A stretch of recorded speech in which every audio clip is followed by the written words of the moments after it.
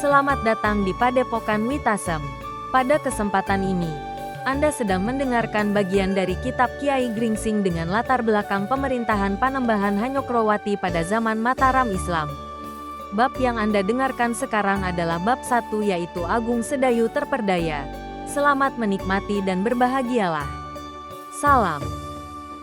Ki Rangga Agung Sedayu kemudian menceritakan yang didapatnya dari perkemahan orang-orang asing itu. Ia juga memaparkan rencana yang sebelumnya telah dibicarakan dengan sebagian senapatinya. Ki Gede menoleh sedikit terperanjat, namun ia mengakui ketajaman nalar Agung Sedayu yang mirip dengan kakaknya, yaitu Ki Tumenggung Untara, Panglima Prajurit Mataram di bagian selatan lereng Merapi. Apakah Ki Garuwesi akan memusatkan pergolakan di Tanah Perdikan sebelum mencapai Mataram? Bertanya Ki Gede. Izinkan saya berpendapat, kata Sekar Mirah kemudian berpaling pada suaminya. Tidak Ki Gede, meskipun saya kurang yakin dengan pemikiran saya, tapi Kakang Sedayu akan menjelaskannya. Agung Sedayu meneruskan ucapan istrinya, Ki Garuwesi akan membuat kekacauan di wilayah ini karena ia menginginkan kitab peninggalan guru. Lalu mengapa mereka membuat perkemahan seolah akan mengobarkan perang di wilayah ini? Tanya Ki Gede pelan. Saya belum dapat mengetahui rencana mereka secara pasti, jawab Agung Sedayu. Kemudian dengan raut muka sedikit bimbang, ia berkata, sementara permasalahan ini sebenarnya adalah masalah perguruan orang bercambuk, dan khususnya mengenai saya sebagai murid pertama Kiai Gringsing. Apakah kau berpikir untuk tidak melibatkan Mataram? Maksudku, kau tidak membawa pasukan khusus untuk mengusir mereka? Bertanya Ki Gede.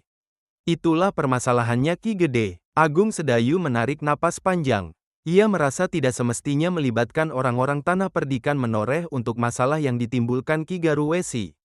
Dan ia sebenarnya berpikir untuk tidak melibatkan Mataram dalam hal tersebut. Seolah mengerti apa yang dipikirkan oleh Agung Sedayu, Ki Gede kemudian berkata, tidak semestinya kau merasa ragu, Agung Sedayu.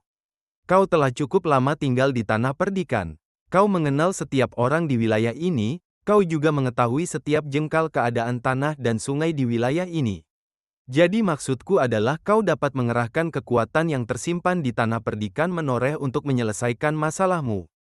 Orang-orang akan merasa senang dapat membantumu seperti kau telah membantu mereka selama ini. Ki Gede berhenti sejenak mengatur napasnya. Lalu ia meneruskan, dan kau juga tidak perlu merasa telah melangkahi wewenang Mataram. Bagaimanapun, kau adalah pemimpin pasukan khusus yang dapat mengambil tindakan penting jika keadaan menjadi berbahaya. Menurutku kehadiran orang-orang Ki Garuwesi akan menjadi sebuah bahaya di kemudian hari. Agung Sedayu merenungkan kata-kata Ki Gede menoreh. Setelah cukup lama berdiam diri, ia berucap lirih pada hatinya, aku telah pergi sekali ke tempat mereka berkemah. Dan aku kabarkan keadaan di perkemahan itu pada banyak orang. Lalu mereka percaya pada keteranganku. Tentu saja kepercayaan orang-orang Tanah Perdikan dan para perwira pasukan khusus akan sia-sia apabila yang terjadi kemudian adalah bahaya melanda wilayah ini. Dengan sorot mata sungguh-sungguh, Agung Sedayu berkata, untuk mencegah api yang akan menyala kapan saja, Tanah Perdikan harus mulai mengadakan persiapan. Ki Gede berkata, benar Kakang, kata Sekar Mirah. Dan untuk rencana itu, Kakang dapat melakukan segala yang dibutuhkan Tanah Perdikan. Saya yakin semua orang akan mengulurkan tangan. Sekar Mirah mengucapkan itu dengan tangan terkepal.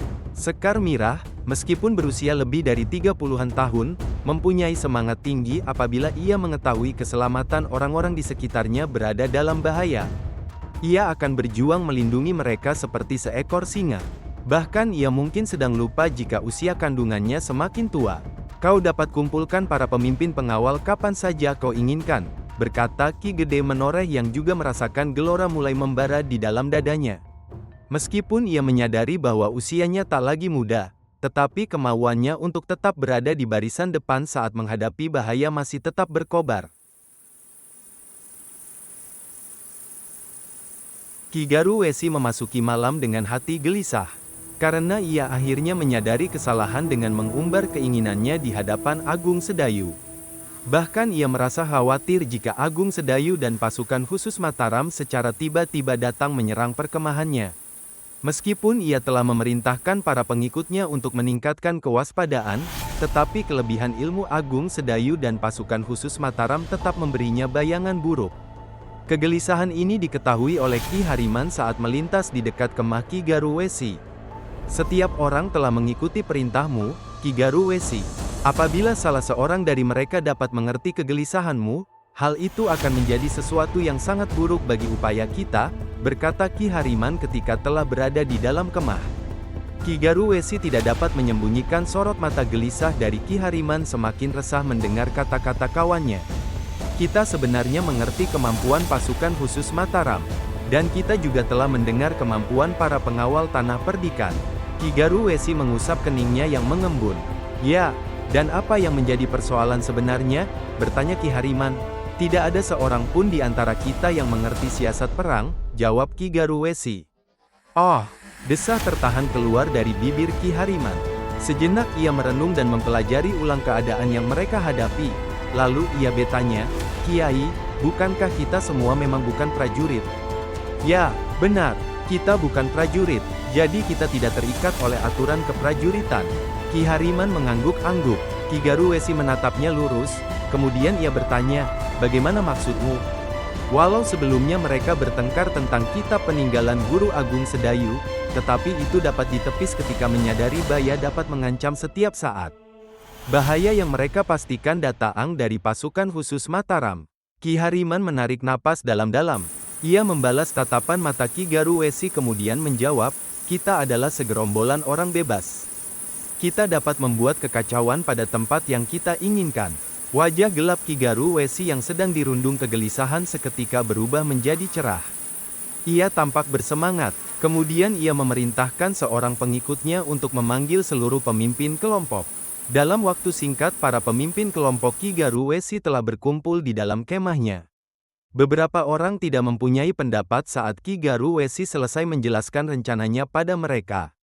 Namun di antara mereka masih terdengar saling berbicara satu sama lain untuk menimbang rencana pemimpin mereka. Pada akhir pertemuan, mereka mencapai kesepakatan. Keesokan harinya, Ki Garuwesi belum memerintahkan pengikutnya untuk membongkar perkemahan. Ia memberi perintah pada beberapa orang yang menjadi petugas sandi untuk mendatangi tanah perdikan Menoreh untuk mengamati keadaan yang berkembang. Sementara ia telah mempunyai rencana tersendiri bersama Ki Hariman. Kalian harus mengingat bahwa para pengawal Menoreh tidak berpakaian seperti para prajurit.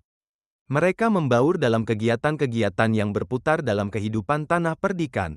Ada beberapa yang menjadi pedagang, petani bahkan pandai besi. Kalian tidak perlu memperlihatkan sesuatu yang tidak wajar di hadapan mereka, sekalipun kalian sedang berbicara dengan petani tua yang tidak menunjukkan jika ia seorang pengawal tanah perdikan.